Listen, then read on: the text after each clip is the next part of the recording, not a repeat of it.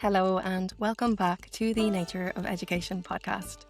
My name is Yvonne Doherty and I will be chatting to you today all about boundaries, the pressure to please, and how we can start to establish boundaries so that we have more energy to do the work that we care so much about.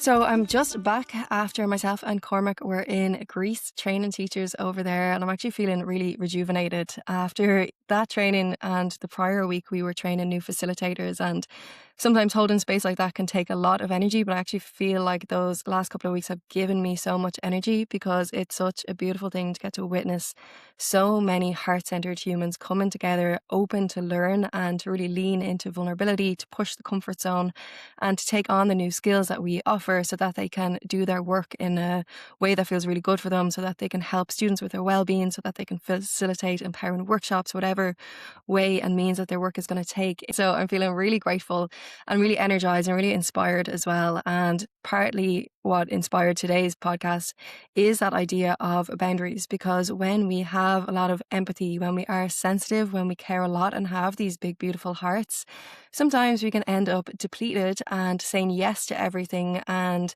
losing energy to always trying to take care of everybody else. And so we'll have a little look at that today and how we can manage our energy better so that it's more sustainable, because it's not just about saying no all the time, but it's about knowing when to say yes and when to say no and tuning into ourselves to be able to do that. For me, I still find it challenging at times to do this. So I'm by no means a fully recovered people pleaser, but I'm definitely on my way, and it's a lot better than it used to be, because I would have done anything for anybody else. And the reason I was doing that was often coming from a place of fear that if I don't do it, they won't like me, or they'll think that I'm very selfish or full of myself. And so I would be consumed by guilt if I wasn't saying yes to everything. When I started to work in the area of really supporting others and caring so much for them and their growth and development, again, I noticed that it can be challenging to know where the limitations are, to know when to stop, because so much of me just wanted to give everything to support others, because I know how hard it is to go through the things that my clients are going through, or that students are going through, or even that teachers are going through in terms of stress and burnout and everything else. So it can be tempting to just want to give and give and give. And I have learned the hard way at times just how that doesn't work. And it's not in service of our own self-respect. So we'll speak in Wolf Academy about the spiral of wellbeing, which is about self, others, and the environment or the earth around us, the greater community that we are part of. And if our compassion does not include ourselves, as Jack Kornfield said, it is incomplete. So we do need to be conscious that setting boundaries and saying no doesn't take away from our kindness. It doesn't make us these selfish people, but more self-caring individuals. And when we are caring for ourselves, we are putting ourselves in the picture. We are filling up our own cups. And that is essential if we want to keep pouring out into others. You cannot pour from an empty cup. And so many of us have heard this and we're like, yeah, that makes sense. But when it comes to the practice of it, it can be a little bit more challenging because of all the stuff that comes with it, because of the fears, because we are afraid of what other people might think, because we might feel so bad about it. And this is something that came up on the training, and it often does when we are training educators, is that they are just so used to taking on everything that it can feel so difficult to say no. It nearly feels like no is a bad word. And then there comes the feeling that it actually feels good to be saying yes all the time. They get a sense of fulfillment and purpose from being the one who does everything. And that's something to be cautious of as well, when our worth or our sense of being okay within ourselves is tied up with doing and doing for others. Because if that was to fall away, then how do we feel about ourselves? If our whole perception of ourselves is built on what we can do for other people, if we were unable to do that, how would we feel about ourselves? Would that all collapse? Would we feel so disconnected from ourselves? So what is a boundary? A boundary is knowing when to say yes and knowing when to say no. It is the wisdom of this.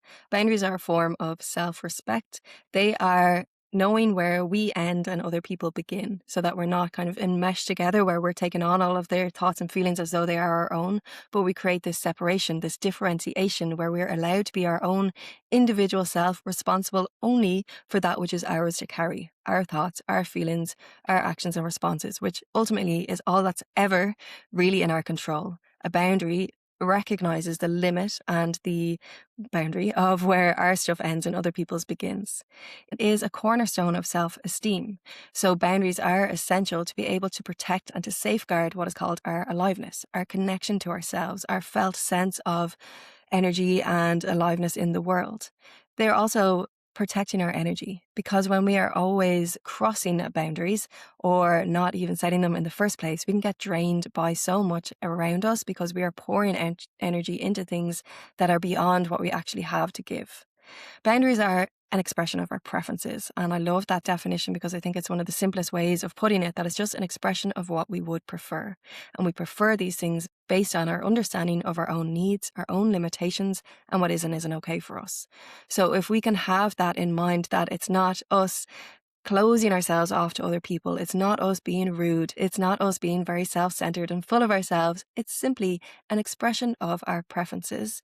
That can be helpful in terms of how we communicate them, because I know that's one of the scariest part about boundaries for so many people is, how do I say this to other people? How do I actually express a no? Because many of us have gone a lot of our lives without actually doing that, or feel like we have to explain it away or justify it or give these long-winded explanations of why we can't do the thing, as opposed to just owning the fact that we do not have the capacity, and that is okay. And we would love to help. And at the same time, we already have enough on our plates and we need to say no to this.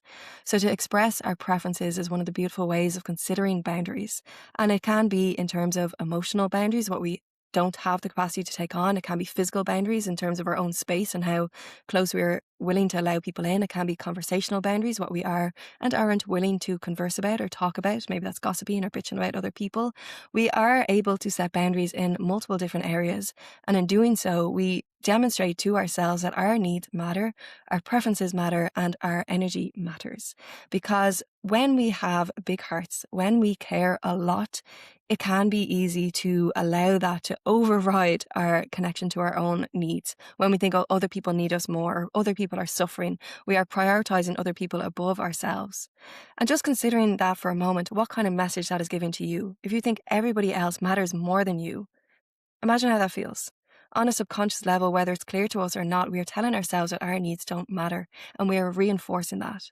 And if we are here to demonstrate to others that their needs matter, for me anyway, I think it's important to be the example of that and to be leading by example by demonstrating that I recognize that my needs matter too. I recognize that my value is not attached exclusively to doing. I recognize that it is okay to say no and to respect my own limitations. And that gives other people permission to do the same. And by leading that and by walking the walk, not just talking the talk, we give other people permission to soften into that. And it is a bit of a culture change. It is something quite different. We can find it quite hard to say no. We can find ourselves saying yes to everything. And a question that I often come back to with that is, by saying yes to this, what am I saying no to? Am I saying no to myself? Or by saying no to this, what am I saying yes to? Am I saying yes to myself? And I've had many experiences of that where I have felt like saying yes, but I know that I'm already wrecked, that I already need just space to be alone and to recharge in that. And so if I was to say yes, I'm saying no to my own recharging, I'm saying no to my own needs, I'm saying no to myself. And that is very disrespectful and quite rude to myself, ultimately. It's not very kind or compassionate to be putting myself last all the time. And that is felt when I continually do that. So it's worth having that question in mind when it comes to boundaries and thinking about, what is the impact of my answer to this? And is that sustainable? Is that self-caring? Is that respectful to myself? So how do we do this, right? So we're going to speak about it in 4 R's because we love alliteration here. So the first one is to reconnect. Start paying attention, because many of us have likely spent years compromising ourselves to suit others, suppressing our own needs in favor of everyone else. We might not even know what our needs are. We might not even recognize how we are overstepping our own boundaries. So starting to reconnect is about getting curious about your own needs, noticing where you feel restricted, where you feel drained, where you feel angry. Anger is a great signal of where our needs are being violated. Resentment is also a great one to pay attention to, because often we end up feeling resentful when we are continually saying yes to someone and we wish we weren't. That can be felt in our bodies as resentment, as, oh, they're asking me for more. And they're asking for more likely because we keep saying yes to everything they ask us. And we end up feeling resentful because they're not respecting us. But ultimately, we're not respecting us. So reconnect is about paying attention. Start to notice what is depleting you, what is running down your battery, as if you're thinking of your phone battery. What are the apps that really drain it? And start to tune into what those things are. Notice where you feel recharged and where you feel depleted. Notice how you feel about certain interactions and whether after saying yes to something you feel heavier whether you feel like you're constantly carrying a burden, whether you feel like you are responsible for everybody else's stuff. That is all wonderful information, and it's giving you a lot of data about where boundaries may be required of you and would be of a lot of benefit. Respect then is the next or. So respect the information that you get and respond to it. Respect is about demonstrating to yourself that you care about yourself. It's about seeing, okay, I need space. I need quiet. I need to be left alone after 6 p.m. I need to switch off my phone at this time so I can get enough sleep. I need to stop saying yes to this person because they are taking advantage at this point.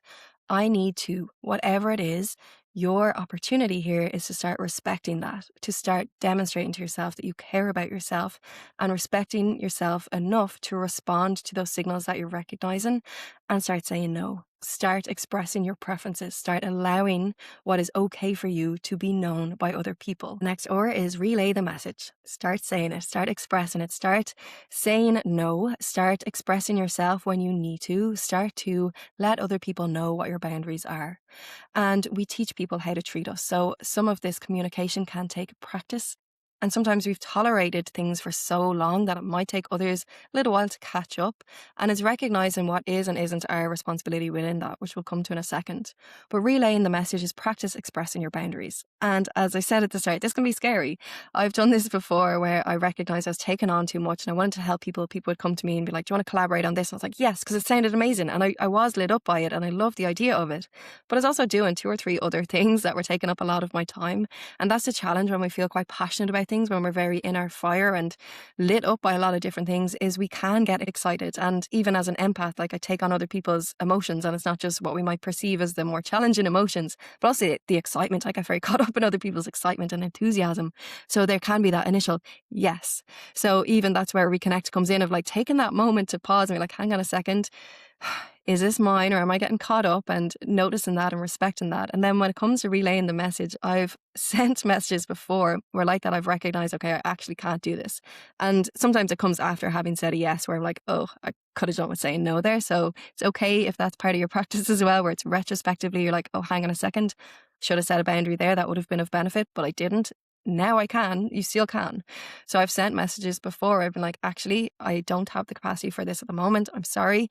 And I really hope you have wonderful success with it or whatever else. And I've like flung my phone across the room and be like, I don't want to see it now because I'm so scared of the response. And 9 times out of 10, the response is, I think even 10 times out of 10, to be honest, the response has been, no worries. The people who respect us are going to respect when we respect ourselves, right? People aren't going to get mad at us for just saying, I don't have the capacity to do that, or I'd prefer not to do that. Sometimes we have built people up so much that they're going to think we're so terrible or we're so rude. And it's worth pausing and asking yourself, would I feel like that about someone if they just said no? If they said, I actually can't, I'm so tired, I have so much on. Would we be judging them in the same way that we believe others would be judging us? I don't think so. And I think we put so much pressure on ourselves and we're so scared. But if we actually pause and think about it, the people who are meant to be in our lives, the people who genuinely respect and care for us, are going to be okay with us saying no once in a while or often or however frequent it needs to be. They are going to be there for that, because why would they want us to be depleted? Why would they want us to be begrudgingly saying yes to all of these different things? Who benefits from that? Imagine yourself in that position. Would you want someone to just be saying yes because they feel guilty? Or would you want someone to be saying yes because they feel genuinely resourced and energized to say that yes? So when you're relaying the message, I know it can be tough and it can be scary, and fear is going to tell us all these stories, and just remembering that fear is false evidence appearing real. It's not true. It's not realistic. It's not grounded in reality. It is built on all of these different assumptions that we're making. And the best way to dispel assumptions is by bringing curiosity and by taking action. That's how we get clarity.